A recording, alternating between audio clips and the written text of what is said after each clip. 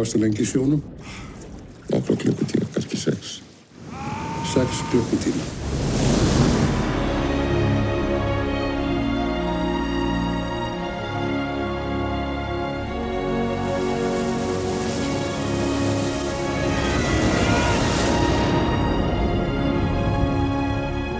Það var öll óþekkt að menn hafi lifað þetta lengi í köldum sjó. Sumir segja þetta sé kraftaverk.